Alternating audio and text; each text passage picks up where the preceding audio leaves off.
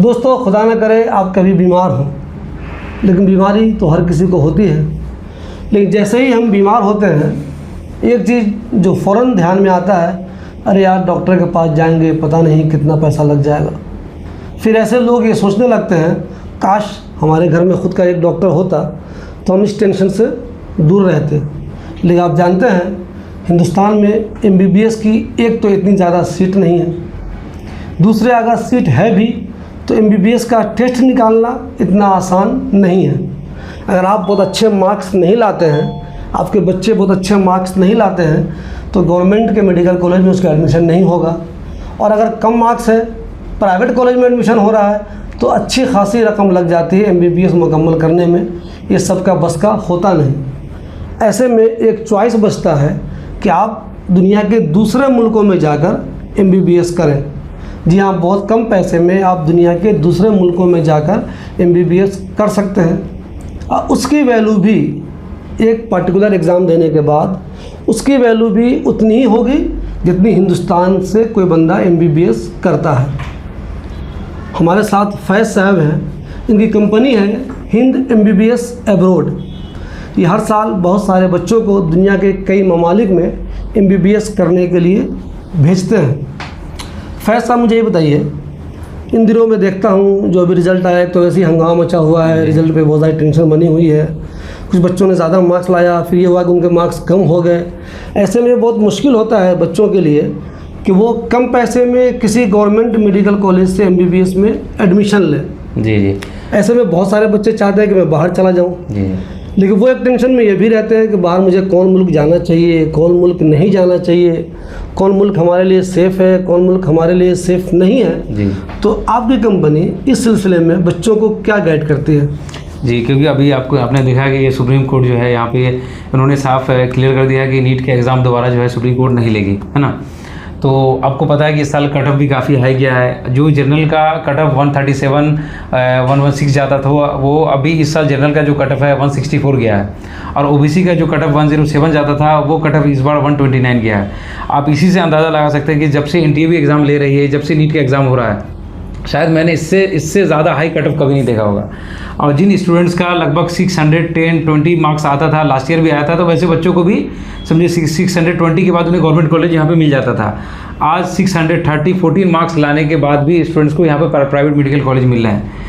तो हालांकि उनकी मेहनत में कोई कमी नहीं थी, लेकिन कट ऑफ इतना हाई चला गया कि पेरेंट्स भी और स्टूडेंट काफ़ी परेशान है वो कि उनके लिए अब दूसरा रास्ता क्या है। ऑलरेडी काफ़ी स्टूडेंट ऐसे हैं जो उन्होंने फर्स्ट अटैम्प्ट, सेकंड अटैम्प्ट ले चुका है, बहुत सारे 4 अटैम्प्ट भी स्टूडेंट ले चुके हैं। तो अब सबसे इंपॉर्टेंट चीज़ हमारे लिए क्या है कि अभी या तो हम फिर इंडिया से 1 करोड़ 1 CR 80 लाख 90 लाख, है ना, तो यह 1 करोड़ प्लस कई सारे डीम्ड यूनिवर्सिटी यहाँ पे वो MBBS कराती है।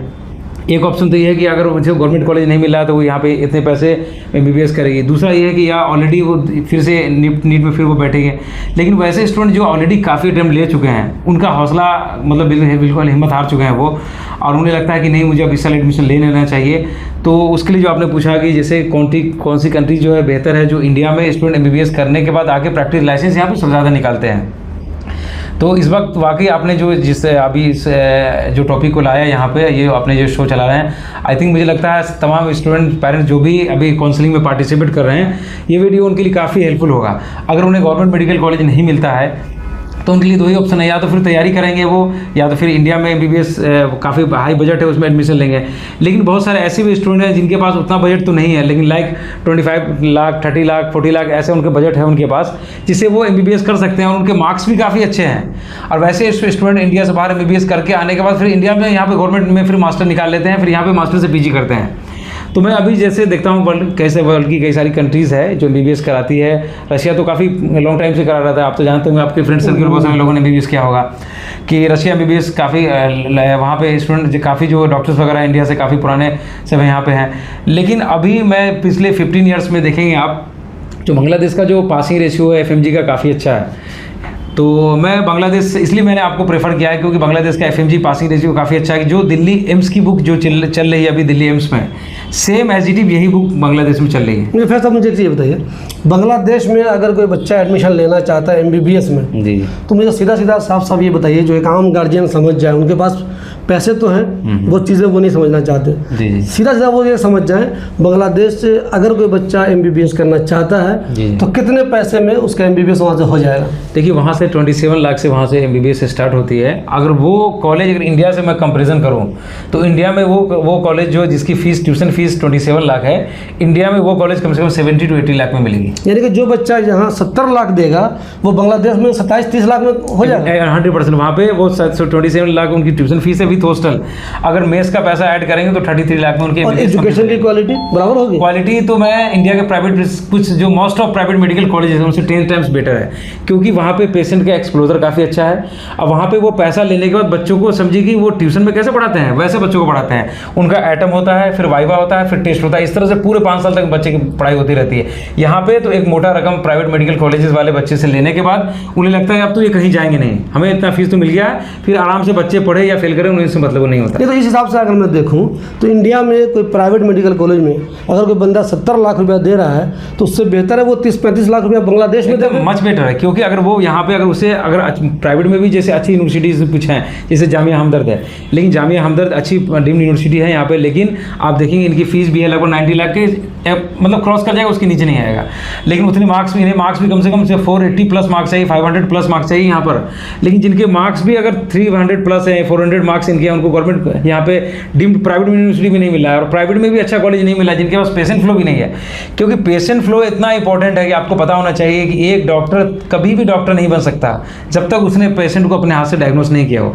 और पेशेंट एक ऐसी चीज़ है वर्ल्ड की कोई भी कंट्री दूसरे कंट्री से खरीद नहीं सकती है। वो बिल्डिंग कंस्ट्रक्शन तैयार कर सकती है, वहाँ पे वो फैकल्टी ला सकती है, बहुत कुछ अच्छी चीज़ें वहाँ पे वो प्रोवाइड कर सकती है, लेकिन पेशेंट प्रोवाइड नहीं कर सकती है। अब इधर आप जैसे देखेंगे जो जितनी रशियन कंट्रीज़ है लाइक उज्बेकिस्तान, किर्गिस्तान, कजाकिस्तान, जितनी भी कंट्रीज़ हैं, इनकी जितनी आबादी है 2.5 करोड़ 3 करोड़ इनकी जितनी आबादी है, इतने लोग तो सिर्फ ढाका में रहते हैं। और मैं थोड़ा सा आपको बता दूं, बहुत सारे लोगों अभी जैसे बांग्लादेश में अभी लेटेस्ट में आपने देखा होगा कि वहाँ पे थोड़ा सा प्रोटेस्ट वगैरह हुआ था, जो लेकिन वो प्रोटेस्ट किसी फॉरेनर्स के अगेंस्ट में नहीं हुआ था कि किसी इंडियन स्टूडेंट को वहाँ से हटाना है या किसी फॉरेनर्स को हटाना है, ऐसा कुछ नहीं था। मैं आपको क्लियर कर दूं कि वो जो फ्रीडम फाइटर का कोटा था वहाँ पे, आप लोग खुद न्यूज़ से जुड़े हुए हैं, मुझसे बहुत अच्छा आपके पास इसका इन्फॉर्मेशन है कि जो फ्रीडम फाइटर का कोटा था वहाँ पे 30% जो काफ़ी लॉन्ग टाइम से चला रहा था, 2018 से चल रहा था ये, जो वहाँ के हाईकोर्ट में मामला चल रहा था, तो हाईकोर्ट ने कहा कि इस 30% का जो कोटा था हम इसको रखेंगे। फिर सुप्रीम कोर्ट जब वहाँ पे प्रोटेस्ट वगैरह शुरू हुआ तो कुछ वायलेंस में भी तब्दील हो गया। तो जहाँ डेमोक्रेसी होती है रिपब्लिक कंट्री में, ये आम बात है, कोई नई चीज़ है नहीं। तो फैसला मुझे ये बताइए कि ऐसे बहुत से गार्जियन हैं जो 35 लाख रुपए MBBS के लिए दे सकते हैं बांग्लादेश में जी, तो क्या वहाँ लोग नहीं जा रहे हैं या जा रहे हैं? और कुछ लोग और ज़्यादा इसलिए नहीं जा पा रहे हैं कि शायद उनको पता ही नहीं है कि एक तो मैं 35 लाख में MBBS कर सकता हूँ और बांग्लादेश से कर सकता हूँ, और वहाँ की डिग्री की भी सेम वही वैल्यू है जो हिंदुस्तान में जो MBBS करेगा उसकी भी सेम वैल्यू। देखिए मेरे पास जो आपको पता है कि एक डॉक्टर्स ही ज़्यादातर अपने बच्चों को डॉक्टर्स बनाते हैं, एकदम रियलिटी है। क्योंकि मेरे पास जो नंबर ऑफ स्टूडेंट्स आते हैं, मैं खुद देखता हूँ जो पेरेंट्स वगैरह उनके आते हैं, ज़्यादातर डॉक्टर्स होते हैं। उनको पता है कि हमारा जो चेंबर है ये खाली है, उसको क्या करते हैं उस चैम्बर को अपने बच्चे से अपने उसे चाहते हैं उससे फिल करने के लिए, वो उसी पर लाके बैठाना चाहते हैं उसे। तो मैं आपको बता दूं कि अभी आपने देखा कि जो बांग्लादेश से स्टूडेंट्स सब इंडिया आ रहे थे, तो खुद ये जो डेटा था इनका कितना था, 8,000 यानी 8,500 के अप्रॉक्स इंडियन बच्चे स्टूडेंट्स वहाँ पे MBBS कर रहे थे। आप सोचिए कि इंडिया से 8,500 स्टूडेंट MBBS कर रहे हैं वहाँ पे।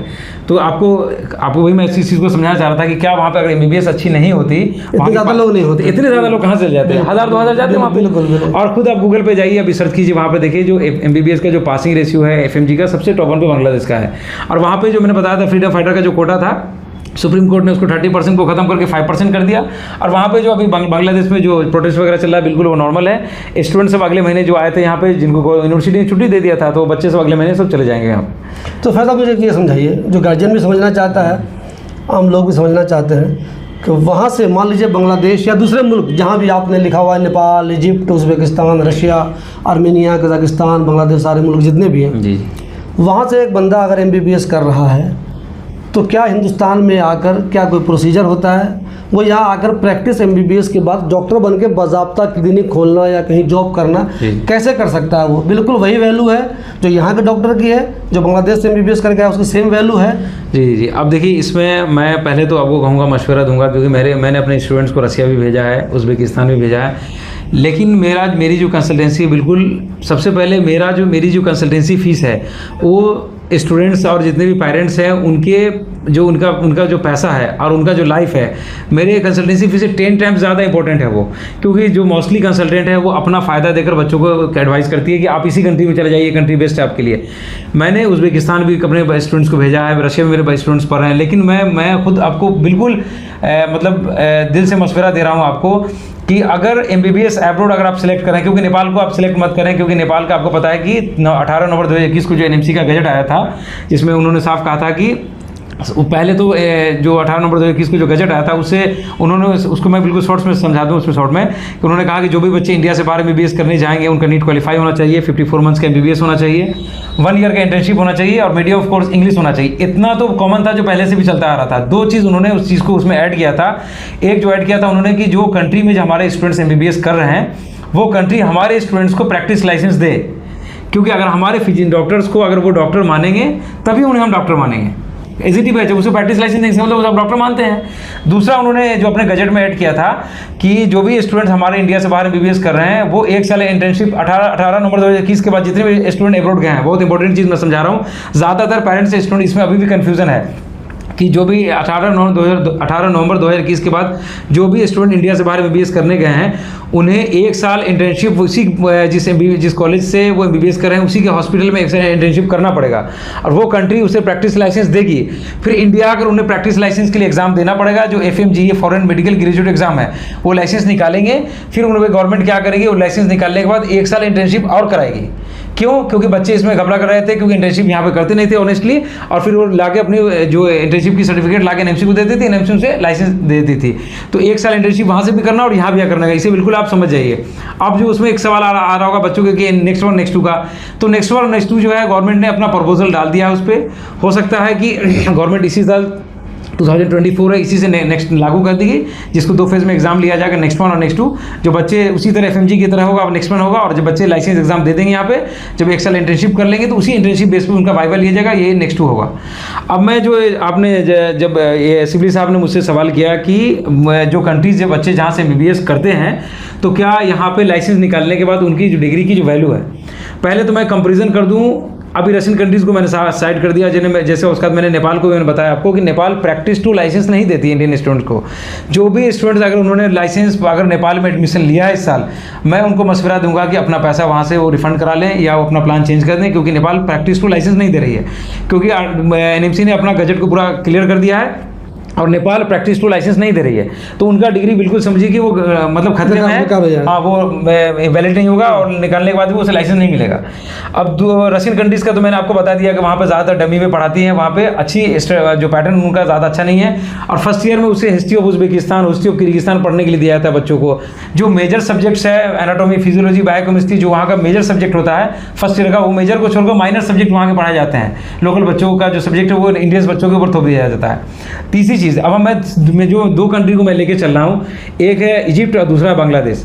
तो मैं तमाम स्टूडेंट्स में उनको मशवरा दूंगा जो स्टूडेंट चाहते हैं कि इंडिया में आकर प्रैक्टिस करने के लिए, यहाँ पे आके अपना सेटअप डाल के प्रैक्टिस करना चाहते हैं, तो वैसे स्टूडेंट्स को मैं मशवरा दूंगा कि बांग्लादेश उनके लिए 10 टाइम्स बेटर है और सेफ भी है और किसी तरह का वहाँ पर कोई दिक्कत नहीं है। क्योंकि वहाँ पे जो लोकल उनका जो कुछ थोड़ा प्रोजेक्ट वगैरह हुआ तो गवर्नमेंट ने उसको फिर अच्छे से हैंडल करके खत्म कर दिया, नज़दीक और नियरेस्ट है। और इंडियन ऑथर की बुक चलती है, पेशेंट का एक्सपोजर काफ़ी अच्छा है, सेपरेट वोमेंस मेडिकल कॉलेज है, इंडियन फूड मिलता है और by travel, by air, by bus, by train जा सकते हैं वहाँ पे। काफ़ी जो बच्चे का यहाँ 4,500 5,000 यहाँ से जो है फेयर है, एयर फेयर है, वहाँ पे एयर टिकट है। तो जो भी स्टूडेंट चाहते हैं कि जो इंडिया आकर प्रैक्टिस करने के लिए यहाँ पे सेटअप डालने के लिए, तो बांग्लादेश उनके लिए मच बेटर है। अब मैं दूसरी कंट्री का नाम ले रहा हूँ, इजिप्ट। इजिप्ट क्या, Bangladesh 5 year plus 1 year, 5 years की MBBS कराती है, वो 1 ईयर की इंटर्नशिप कराती है, उसके बाद विदाउट एनी टेस्ट वो प्रैक्टिस लाइसेंस दे देती है फॉरनर्स को। इसी के कंपैरिजन में मैं अभी कंपैरिजन कर रहा हूँ दूसरी कंट्री, वो है इजिप्ट, क्योंकि इजिप्ट की पढ़ाई काफ़ी अच्छी है और इजिप्ट जो है कोविड से पहले किसी भी फॉरेन स्टूडेंट्स का, इंडियन स्टूडेंट का जो है वो एडमिशन नहीं लेता था वहाँ पे MBBS में। उसने अभी इजिप्ट की आपको पता है कि GDP थोड़ी वहाँ पे काफ़ी डाउन हुई है, वहाँ पे उन पर काफ़ी कर्ज भी हो गया है। तो इजिप्ट ने क्या किया, अपना कोविड के बाद जो पोर्टल था फॉरनर्स के लिए ओपन किया और जो फॉरनर्स का पहला बैच था वो कोविड के बाद गया वहाँ पे। एक सिंगल बैच भी पास आउट होकर नहीं आया, लेकिन पहले इजिप्ट का जो हम रेशियो देख रहे हैं, जो कैरो, एंसम्स, अलेक्जेंड्रिया, मंसूरा, एज पर जो भी है वहाँ की जो अच्छी यूनिवर्सिटीज़ है, वहाँ पे सेंट्रल मिनिस्टर की यूनिवर्सिटीज़ है, उसमें बच्चे जो यूएस असेंबली का एग्ज़ाम है, प्लैब है, यूरोपियन यूनियन का एग्ज़ाम है, वो ज़्यादातर बच्चे इजिप्ट से पढ़े हुए बच्चे ज़्यादा निकालते हैं। इसमें 2 चीज़ हो गया, इंडिया में जो बच्चे आगे सेटअप करना चाहते हैं उनके लिए बांग्लादेश बेटर है। जो बच्चे चाहते हैं कि अगर इजिप्ट से जाकर यूएस में मूव करना चाहते हैं, यूके वगैरह में मूव करना चाहते हैं, या दुबई, कतर, सऊदी वगैरह मूव करना चाहते हैं, उनके लिए इजिप्ट बेटर है। बस उन्हें एक चीज़ ये करना पड़ेगा कि इजिप्ट क्या करती है, 5+2 ईयर्स लेती है, 5 ईयर्स की MBBS होती है और 2 ईयर्स इंटर्नशिप कराती है, और उस 2 ईयर इंटर्नशिप कराने के बाद वो एक छोटा सा टेस्ट लेती है बच्चे से, उसका प्रैक्टिस टू लाइसेंस देती है, क्योंकि अगर प्रैक्टिस टू लाइसेंस नहीं देगी तो फिर इंडियन गवर्नमेंट उसे एक्सेप्ट नहीं करेगी। अगर उसे चाहिए कि इंडिया में नहीं आना है तो 5+1 वो MBBS करने का तो मूव कर सकता है उधर ही से, वो चाहे तो दुबई में जाकर वहाँ पे जॉब कर सकता है, वहीं पे वो प्रैक्टिस कर सकता है। तो अगर जो चाहते हैं यूएस वगैरह मूव करने के लिए तो उसे इजिप्ट बेटर ऑप्शन है, लेकिन 1 साल उनका एक्स्ट्रा लगेगा। और इजिप्ट का पोर्टल अभी खुला हुआ है, बांग्लादेश का भी एडमिशन स्टार्ट है। जो भी स्टूडेंट पेरेंट्स चाहते हैं इससे रिलेटेड जो भी इन्फॉर्मेशन है मुझे दी गए नंबर, मुझे उससे व्हाट्सअप करें। मैं जितनी भी इन्फॉर्मेशन है, मुझे पता है कि जो मेरी फ़ीस है बिल्कुल लाइटली है, और मैं जो इजिप्ट का और बांग्लादेश और भी कंट्रीज़ का मैं ऑथराइज कंसल्टेंट हूँ।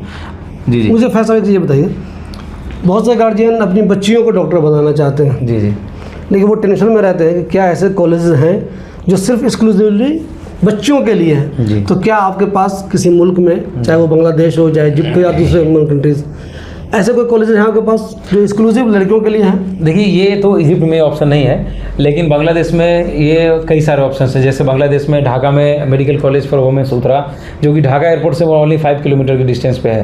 दूसरा मेडिकल कॉलेज है आदिन वुमेन्स मेडिकल कॉलेज, जो कि काफ़ी आदिन ग्रुप का काफ़ी बड़ा मेडिकल कॉलेज है और पेशेंट फ्लो काफ़ी अच्छा है। आई थिंक बांग्लादेश में मैंने जितने भी प्राइवेट मेडिकल कॉलेज में पेशेंट देखे हैं, आदिन वुमेन्स मेडिकल कॉलेज ज़्यादा नहीं देखे हैं। तीसरा कॉलेज है जो वहाँ पे जो इसमें ढाका के अंदर में है, सेपरेट वुमेन्स मेडिकल कॉलेज में ZS Sikdar women's medical college, जो 1992 के एस्टेब्लिश है ये, जिसका पूरा नाम है जैनुल हक सिकदर वुमेन्स मेडिकल कॉलेज। ये 3 मेडिकल कॉलेज हैं जो ढाका के अंदर में है। आउट ऑफ ढाका में जो 2 सेपरेट वुमेन्स मेडिकल कॉलेज, एक कुमुदिनी वुमेन्स मेडिकल कॉलेज है जो ढाका एयरपोर्ट से आई थिंक 50 किलोमीटर के डिस्टेंस पे है। एक कॉलेज है जो काफ़ी कम बजट में अच्छा कॉलेज है, जो आदिन ग्रुप का ही है, जो आदिन वुमेन्स मेडिकल कॉलेज ढाका में है। उनका दूसरा ब्रांच जो है जो कोलकाता से 150 किलोमीटर के डिस्टेंस पे है, जिस कॉलेज का नाम है आदिन सकीना वुमेन्स मेडिकल कॉलेज। इस कॉलेज में सिर्फ 35 लाख में जो भी गर्ल्स चाहती हैं, शाहीन बाकी कितनी सारी गर्ल्स मैं जानता हूँ जिनका एडमिशन मैंने कराया है, दिल्ली की हैं, यूपी की हैं, बिहार की हैं, झारखंड की, जो ऑलरेडी वहाँ पे MBBS कर रही है वहाँ पे, और सिर्फ 35 लाख में MBBS उनकी पूरी लॉजिंग, फूडिंग, ट्यूशन फीस के साथ पूरी कंप्लीट हो जाएगी। और वो जो कॉलेज है उनका पूरे उस डिवीज़न में यानी उस डिस्ट्रिक्ट में उससे बड़ा हॉस्पिटल नहीं उनके पास। ठीक है, मैं जो भी मुझे डिटेल चाहेंगे वीडियो वगैरह मैं उनको प्रोवाइड कर दूंगा। और सबसे इंपॉर्टेंट बात यह है कि कोई भी स्टूडेंट्स अगर एक बार उस मेडिकल कॉलेज में अंदर चली जाती है तो विदाउट किसी भी वार्डन के परमिशन के वो कॉलेज से बाहर नहीं निकल सकती। अगर उसे किसी मार्केटिंग के लिए जाना, किसी चीज़ के लिए, तो वार्डन साथ में जाएगी, उसे मार्केटिंग कराकर उसे फिर कॉलेज के बस से साथ लेके आएगी। पेरेंट्स जाएंगे तो उन्हें फिर वहाँ से फिर उन्हें परमिशन मिलेगी बाहर ले जाने के लिए। तो जो भी गर्ल्स है अलहमदिल्ला वो काफ़ी वहाँ पे सेफ है, और जो भी फूड्स वगैरह इंडियन फूड है वहाँ पे। और अगर इंडिया में सेपरेट वुमेन्स मेडिकल कॉलेज उस कॉलेज से कंपेरिजन करेंगे तो कम से कम 90 लाख 1 करोड़ में वैसे में MBBS उनकी कंप्लीट होगी। जैसे इंडियन गवर्नमेंट तो इसमें बहुत वो कोऑपरेट कर रही है और मदद कर रही है फॉरेनर स्टूडेंट्स का, तो MBBS कर रहे हैं। अगर आपने यहाँ लाइसेंस एग्जाम निकाला तो आपकी डिग्री दिल्ली एम्स की डिग्री दोनों सेम है। जैसे यहाँ पे गवर्नमेंट मेडिकल कॉलेज के लिए गवर्नमेंट मेडिकल ऑफिसर के लिए यहाँ पे वैकेंसी आती है, वो भी बच्चे जो गवर्नमेंट की यहाँ पे पढ़े हुए MBBS है, आप भी सेम एसजीटी अप्लाई करेंगे, आपको सिर्फ मेडिकल ऑफिसर में आपकी सिलेक्शन होगी। आपको यहाँ पर आप नीट PG निकालते हैं, आपको फिर PG में यहाँ पर एडमिशन होगा। तो गवर्नमेंट इसमें कहीं पर से भी बहुत अच्छा हेल्प कर रही है बच्चों का। और इसमें क्या है कि बच्चों को काफ़ी फ़ायदा हो रहा है। जो डॉक्टर्स इंडिया में चाहिए उसमें डॉक्टर जो फिल हो रहा है यहाँ पे, जो एब्रॉड से बच्चे MBBS करके आ रहे हैं। तो आई थिंक जो भी बच्चे चाह रहे हैं कि अगर एक कम बजट में MBBS एब्रॉड से मूव करने के लिए, तो आई थिंक ये वीडियो मेरे हिसाब से काफ़ी इन्फॉर्मेटिव हो उनके लिए। एक चीज़ और फैसला मेरा, गार्जियन जो है वो अपने बच्चों की सिक्योरिटी और सेफ्टी को लेकर बहुत कंसर्न है उसका। जी जी। आपने भेज दिया किसी बच्चे को, पता नहीं वो किस हालत में है, कोई परेशानी तो नहीं है, तो क्या आप सिर्फ उसे एडमिशन भेज देते हैं, जाओ एडमिशन ले लो, उसके बाद मेरी कोई जिम्मेदारी नहीं है, या आप लोग कुछ कांटेक्ट में रहते हैं? मैं तो ऐसा है कि बच्चे कांटेक्ट के अलावा जो बच्चे पास आउट हो गए इंडिया आ रहे हैं, उन बच्चों के लिए जो एग्ज़ाम यहाँ पे हो रहा है उनके लिए हमने स्पेशल एक पूरा ब्लूप्रिंट तैयार कर दिया है।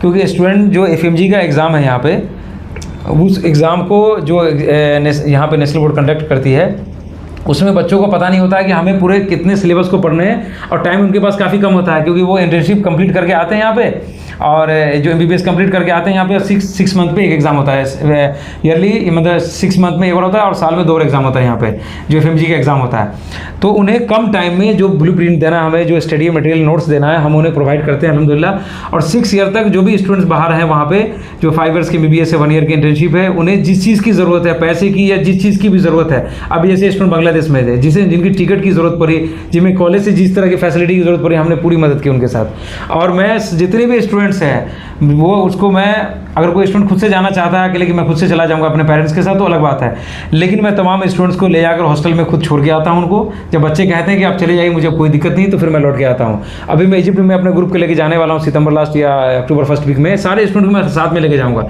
सबको वहाँ सेटअप करके अच्छे से यूनिवर्सिटी की जितनी फीस वगैरह सारे उनकी जो भी रिसिप्ट वगैरह उन्हें अच्छे से दिलाकर सेटअप करके फिर मैं वहाँ से लौटता हूँ। क्योंकि मतलब ये कि एडमिशन से लेकर जी। उनके कोर्स कंप्लीट होने तक, और फिर इंडिया में जो उनका एक टेस्ट होता है जी उस तक की तैयारी तक आप साथ रहते हैं। बिल्कुल। और इसमें अल्हम्दुलिल्लाह हमारे साथ जो स्टूडेंट हैं, मैं उनके पेरेंट्स का नंबर दे सकता हूँ, स्टूडेंट का नंबर दे सकता हूँ, क्योंकि मेरा जो काम बिल्कुल ट्रांसपेरेंसी वाली, लोग मुझे जानते हैं अल्हम्दुलिल्लाह, जो जानते हैं मुझे अच्छे से कि मेरा काम बिल्कुल ट्रांसपेरेंसी के साथ मैं काम करता हूँ, ऑनेस्टी से। और जो भी मेरी फीस है, जब मैं बच्चों का पूरा काम कंप्लीट कर देता हूँ, जब उनका जाने का टाइम होता है, जो मेरी फीस होती है बच्चे खुद मुझे उस वक्त मेरी फीस देते हैं। मेरा एडवांस कोई सिस्टम नहीं कि मैं पहले एडवांस लूँगा तो काम करूँगा।